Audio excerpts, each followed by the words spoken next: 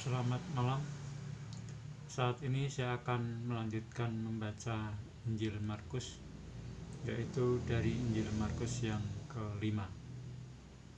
Yesus mengusir roh jahat dari orang Gerasa. Lalu sampailah mereka di seberang danau di daerah orang Gerasa. Baru saja Yesus turun dari perahu, datanglah seorang yang kerasukan roh jahat dari pekuburan menemui dia. Orang itu diam di sana dan tidak ada seorang pun lagi yang sanggup mengikatnya, sekalipun dengan rantai. Karena sudah sering ia dibelenggu dan dirantai, tetapi rantainya diputuskannya dan belenggunya dimusnahkannya, sehingga tidak ada seorang pun yang cukup kuat untuk menjinakkannya. Siang malam ia berkeliaran di pekuburan dan di bukit-bukit sambil berteriak-teriak dan memukuli dirinya dengan batu. Ketika ia melihat Yesus dari jauh, berlarilah ia mendapatkannya, lalu menyembahnya, dan dengan keras ia berteriak, "Apa urusanmu dengan aku, hai Yesus, Anak Allah yang Maha Tinggi? Demi Allah, jangan siksa aku." Karena sebelumnya Yesus mengatakan kepadanya, "Hai engkau roh jahat, keluar dari orang ini." Kemudian ia bertanya kepada orang itu, "Siapa namamu?" Jawabnya, "Namaku Legion, karena kami banyak." Ia memohon dengan sangat supaya Yesus jangan mengusir roh-roh itu keluar dari daerah itu.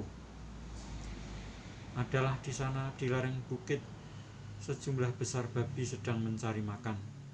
Lalu roh-roh itu meminta kepadanya, katanya, "Suruhlah kami pindah ke dalam babi-babi itu, biarkanlah kami memasukinya."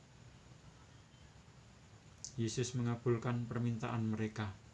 Lalu keluarlah roh-roh jahat itu dan memasuki babi-babi itu.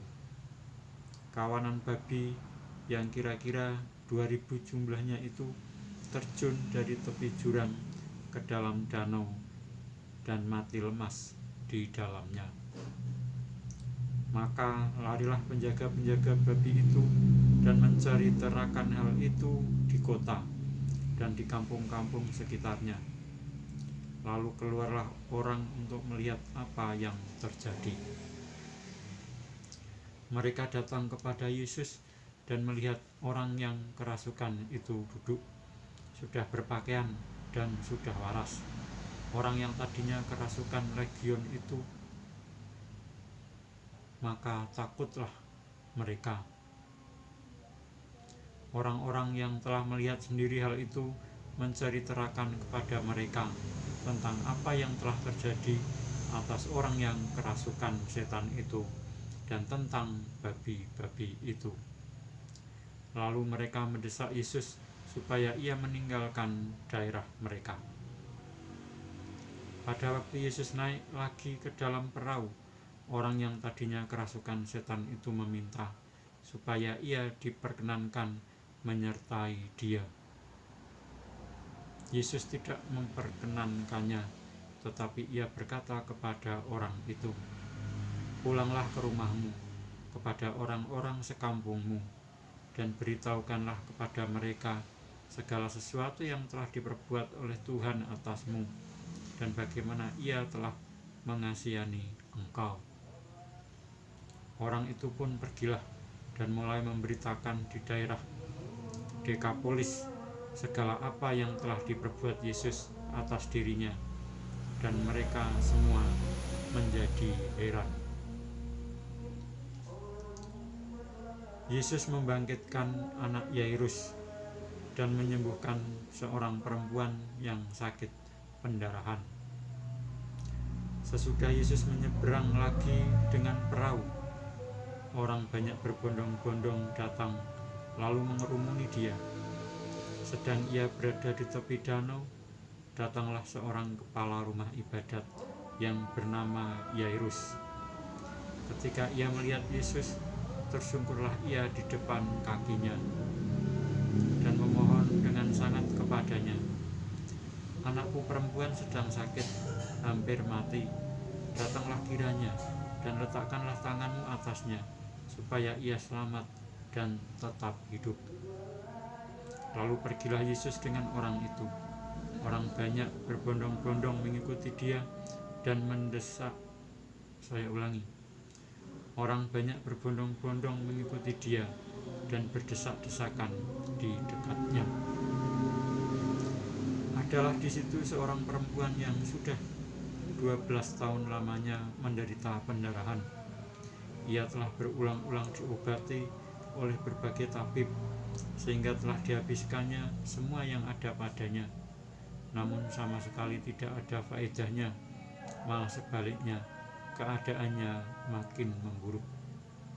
Dia sudah mendengar berita-berita tentang Yesus, maka di tengah-tengah orang banyak itu, ia mendekati Yesus dari belakang dan menjamah jubahnya. Sebab katanya, "Asal ku jamah saja jubahnya, aku akan sembuh." Seketika itu juga berhentilah pendarahannya dan ia merasa bahwa badannya sudah sembuh dari penyakitnya. Pada ketika itu juga Yesus mengetahui bahwa ada tenaga yang keluar dari dirinya. Lalu ia berpaling di tengah orang banyak dan bertanya, "Siapa yang menjamah jubahku?" Murid-muridnya menjawab, "Engkau melihat bagaimana orang-orang ini berdesak-desakan dekatmu, dan engkau bertanya, 'Siapa yang menjamah aku?'" Lalu ia memandang sekelilingnya untuk melihat siapa yang telah melakukan hal itu. Perempuan itu yang menjadi takut dan gemetar ketika mengetahui apa yang telah terjadi atas dirinya, tampil dan tersungkur di depan Yesus dan dengan tulus memberitahukan segala sesuatu kepadanya.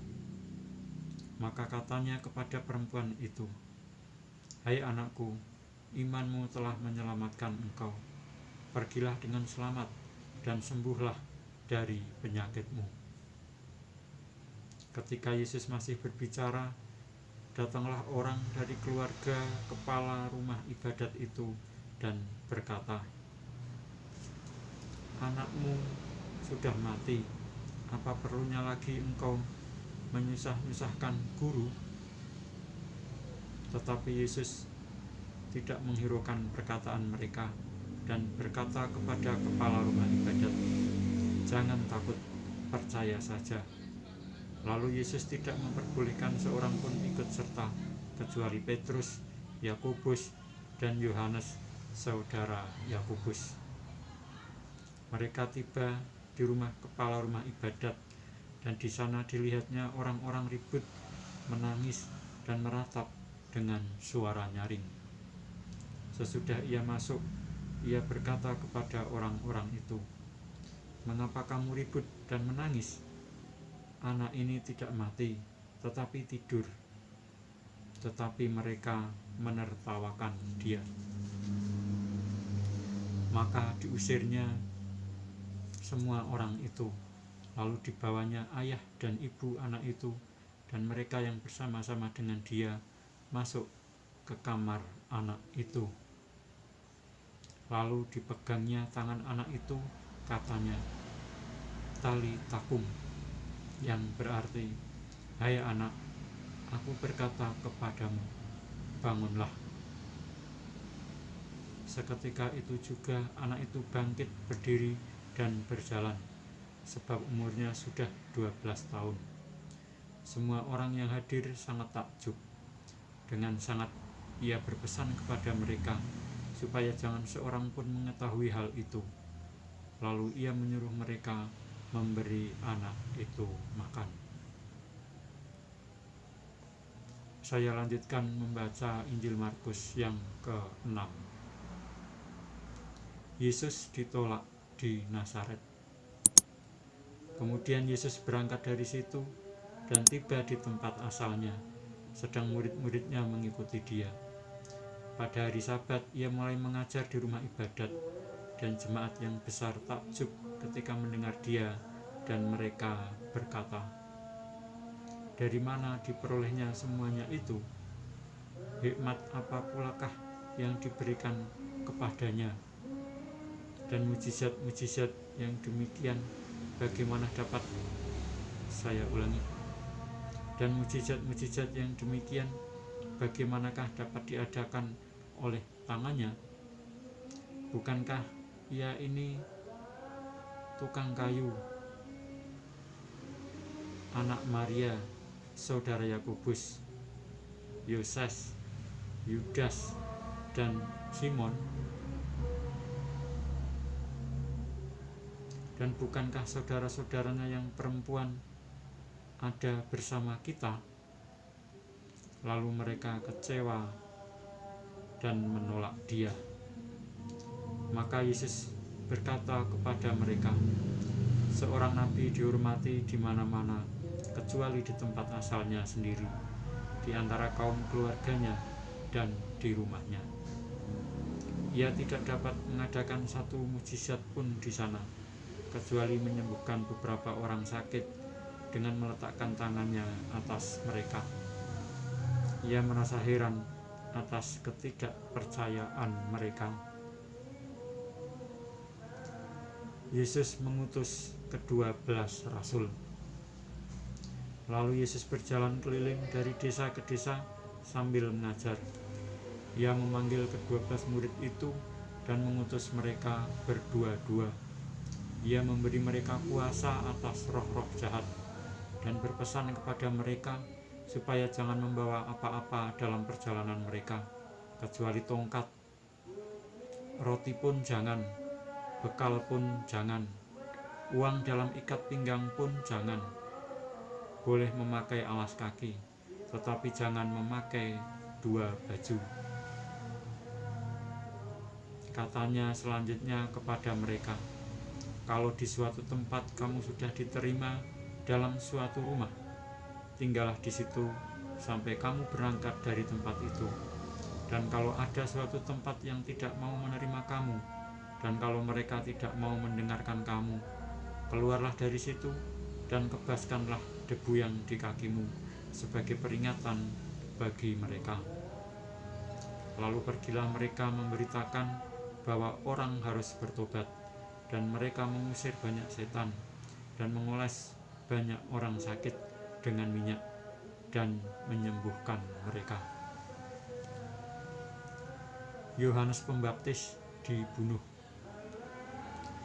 Raja Herodes juga mendengar tentang Yesus, sebab namanya sudah terkenal, dan orang mengatakan, "Yohanes Pembaptis sudah bangkit dari antara orang mati, dan itulah sebabnya kuasa-kuasa itu bekerja di dalam dia."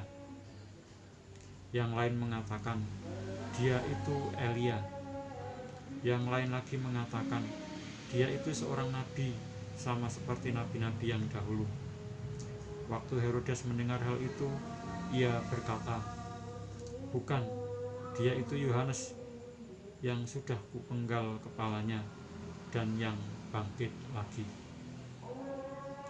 Sebab memang Herodeslah yang menyuruh orang menangkap Yohanes dan membelenggunya di penjara berhubung dengan peristiwa Herodias, istri Filipus saudaranya, karena Herodes telah mengambilnya sebagai istri. Karena Yohanes pernah menegur Herodes, "Tidak halal engkau mengambil istri saudaramu." Karena itu Herodias menaruh dendam pada Yohanes dan bermaksud untuk membunuh dia, tetapi tidak dapat, sebab Herodes segan akan Yohanes karena ia tahu bahwa Yohanes adalah orang yang benar dan suci, jadi ia melindunginya. Tetapi apabila ia mendengarkan Yohanes, hatinya selalu terombang-ambing, namun ia merasa senang juga mendengarkan dia. Akhirnya tiba juga kesempatan yang baik bagi Herodias, ketika Herodes pada hari ulang tahunnya mengadakan perjamuan untuk pembesar-pembesarnya, perwira-perwiranya, dan orang-orang terkemuka di Galilea. Pada waktu itu anak perempuan Herodias tampil lalu menari, dan ia menyukakan hati Herodes dan tamu-tamunya. Raja berkata kepada gadis itu, "Minta daripadaku apa saja yang kau ingini, maka akan kuberikan kepadamu." Lalu bersumpah kepadanya, "Apa saja yang kau minta akan kuberikan kepadamu, sekalipun setengah dari kerajaanku." Anak itu pergi dan menanyakan ibunya, "Apa yang harus kuminta?" Jawabnya, "Kepala Yohanes Pembaptis." Maka cepat-cepat ia pergi kepada raja dan meminta, "Aku mau supaya sekarang juga engkau berikan kepadaku kepala Yohanes Pembaptis di sebuah talam." Lalu sangat sedihlah hati raja, tetapi karena sumpahnya dan karena tamu-tamunya, ia tidak mau menolaknya. Raja segera menyuruh seorang pengawal dengan perintah supaya mengambil kepala Yohanes. Orang itu pergi dan memenggal kepala Yohanes di penjara. Ia membawa kepala itu di sebuah talam dan memberikannya kepada gadis itu, dan gadis itu memberikannya pula kepada ibunya. Ketika murid-murid Yohanes mendengar hal itu, mereka datang dan mengambil mayatnya, lalu membaringkannya dalam kuburan. Demikian saya telah membaca Injil Markus sampai dengan Markus yang ke-6, ayatnya sampai dengan ayat yang ke-29. Dan saya akan melanjutkan membaca Injil Markus 6 mulai ayat 30, yaitu tentang Yesus memberi makan 5.000 orang pada kesempatan berikutnya. Sekian, terima kasih.